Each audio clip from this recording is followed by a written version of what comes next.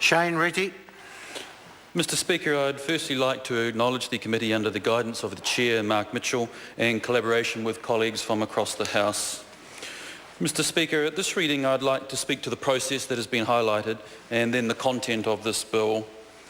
The case has been made that the timeframe was challenging, and we've accepted that, and would like to sincerely thank all the submitters.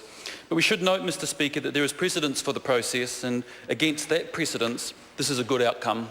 Let me explain.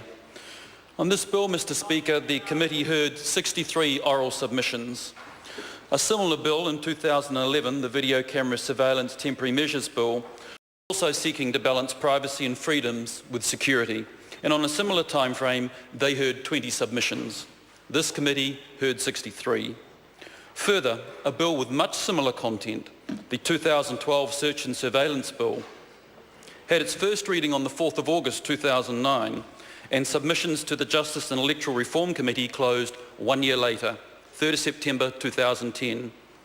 1 year later, Mr Speaker, and 29 submissions were heard.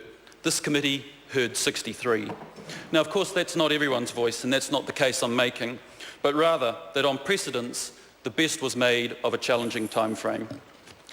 Mr Speaker, I'd like to speak to safeguards in this bill, and there are at least three. First of all, warrantless surveillance. Many submitters talked about their concerns with warrantless surveillance, and Mr Speaker, this is and always will be a legitimate concern. However, this bill does not introduce warrantless surveillance for the first time in New Zealand.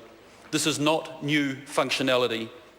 The Search and Surveillance Act 2012, Part 3, Section 48, Subsection 1 states, an enforcement officer who is in any one or more of the situations set out in Subsection 2 may use a surveillance device for a period not exceeding 48 hours from the time the surveillance device is first used without obtaining a surveillance device warrant. So warrantless surveillance is already in legislation. The difference here is that the Search and Surveillance Act permissions this for gathering information around a crime, and this bill in front of us today requests warrantless surveillance for the gathering of intelligence.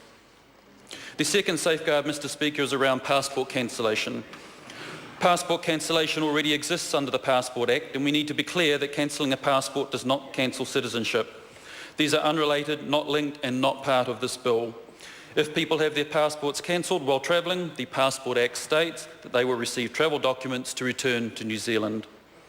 The third safeguard measure, Mr Speaker, I believe there are satisfactory criteria that must be met before actions in this bill can be undertaken, and many independent review and reporting measures that support this bill.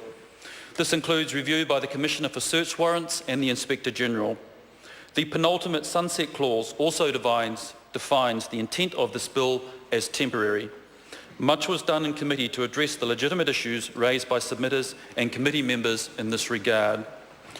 So, Mr Speaker, much of the logistics of this bill is already in legislation, such as warrantless surveillance and passport cancellation. What this bill does then is to extend the application, and it is my belief this bill is a good outcome for the process and the security needs that we have, and I commend it to the House. Thank you.